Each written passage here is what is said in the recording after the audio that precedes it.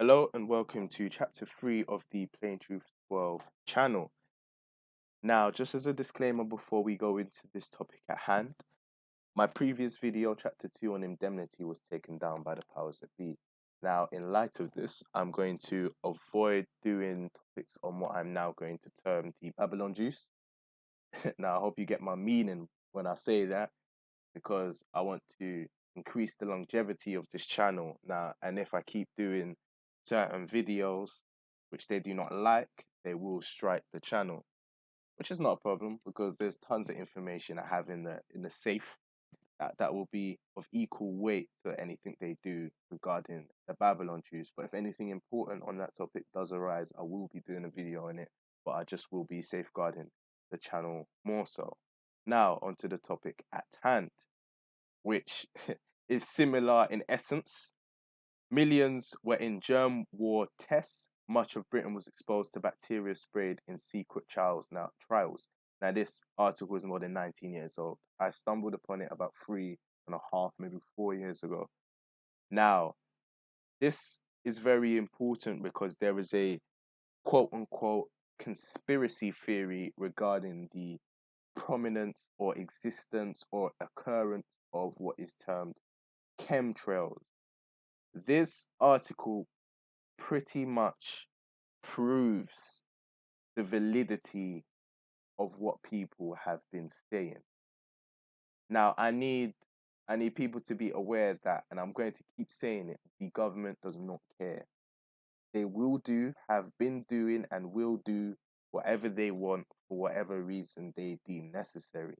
And a lot of it is done under the term national security. Now, just to jump right into the article, the Ministry of Defense turned large parts of the country into a giant laboratory to conduct a series of secret germ warfare tests on the public. A government report just released provides for the first time a comprehensive official history of Britain's biological weapons trial between 1940 and 1979. Many of these tests involve releasing potentially dangerous chemicals and microorganisms over vast swathes of the population without the public being told. While details of some of these secret trials emerged in recent years, the 60-page report reviews new information about more than 100 covert experiments. Now, these experiments were previously uncovered by this gentleman, Michael Kenner, who uncovered that the top secret trials were carried out using chemical concoctions of zinc cadmium sulfide to simulate how a cloud would disperse biological agents. Now, in his initial discoveries, he found 12 large scale experiments. Later, he found 76, and as stated in here, but they just leave out his name. It later increased to around 100 in 1999 due to an independent inquiry. Now, the tests were carried out by government scientists at Porton Down, were designed to help the Ministry of Defense assess Britain's vulnerability if the Russians were to have released clouds of deadly germs over the country. Now, these tests happened during the Cold War period. So, obviously, due to the political situation around that, everyone was scared of the potential outbreak of war. So, and you will find that during this Cold War period was when most of the most inhumane investigation and operations occurred throughout modern day history. Now, they say they did not use biological weapons, but alternative scientists, and honestly, they're behaving more like witches these days, believed would mimic germ warfare, and which the Ministry of Defense claimed were harmless. But families in certain areas of the country who have children with birth defects are demanding a public inquiry. Now, as stated here, the fluorescent particle trials, which is called that because the substance that they were using, which is called if I'm correct in this terminology, the zinc cadmium sulfide had fluorescent properties in it, which made it easier to track.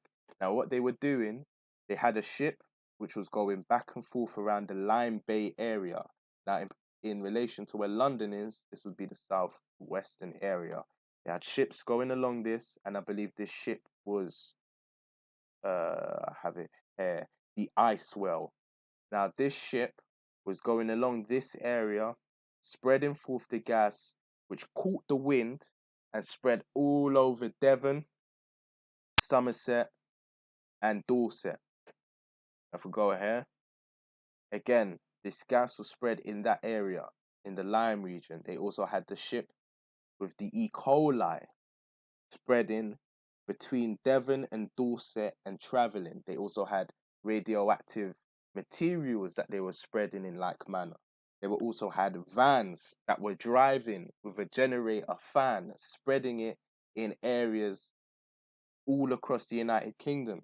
You had aerial spraying as well over Norfolk in areas such as the north around Milton Keynes, and the Oxford, Swindon, Ipswich, all across these areas, the wind was just blowing it. So you had air blowing it northward this way.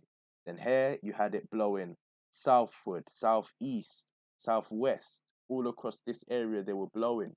Now, if you keep going in this article, they will continue to say how the UK and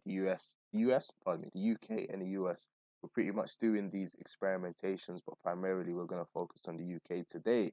Now, as I said, this gentleman wouldn't know about certain informations if it wasn't for the Freedom of Information Act, because as I said before, this act, we would not know about certain investigations if it was not for the Freedom of Information Act, because it allows us to have a modicule of rights when it comes to uncovering the secrets of these experimentations.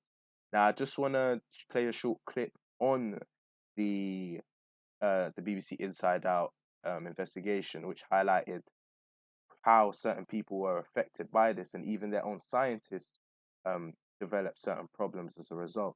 So I'll just play this short clip now. Is pressing the government for a full scientist and with other health problems. Robin Southey was one of the scientists who carried out the experiments. His widow, Anne Reid, is pressing the government for a full investigation into the trials.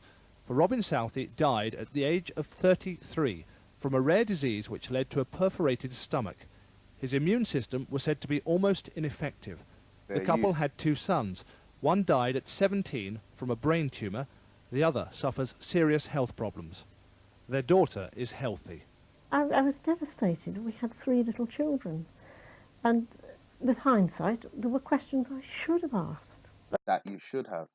But just to, as I said, I'm going to put this link in the description for everyone to watch. But just because I'm short on time, I will be just continuing it on.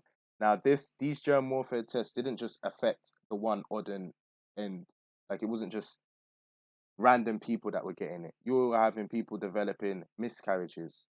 You're getting people, handicapped children, cancers, respiratory problems, people in healthy families that were being susceptible to certain injuries that they never would have ever experienced if these investigations did not happen. Now, just to show how much the government cares, because I think there's this illusion that because we're getting a lot of the Babylon Jews being freely given to other nations, that the system cares about you. Now, Sue Ellison, a spokeswoman for Porton Down, the Ministry of Defence scientists that took part in this research or propelled this research, said independent reports by eminent scientists have shown there was no danger to public health from these releases, which were carried out to protect the public. The results from these trials will save lives should the country or our forces face an attack by chemical and biological weapons. Now, when asked whether such tests are still being carried out, she said it is not in our policy to discuss ongoing research. Now, just to conclude, our government do not care. Now, this is pretty much, I'm going to have to put that as a slogan for this channel, because we're in a time where we're seeing certain things that may be perceived as charitable. But people need to understand, as she just said, these tests are still going, and it would not surprise me if they were still going during the current predicament that we're under now. Now, this article is more than 19 years old, the dawn of the 21st century, and they could not confirm nor deny whether these experiments were taking place. Now, please, I'm going to put the links to these articles and these videos into the description. We must be abreast of this information because it's just going to get worse. And what I'm going to show to people is how bad our government is. But again, thank you very much for listening. This was chapter 3, and I hope you will join me for the next episode.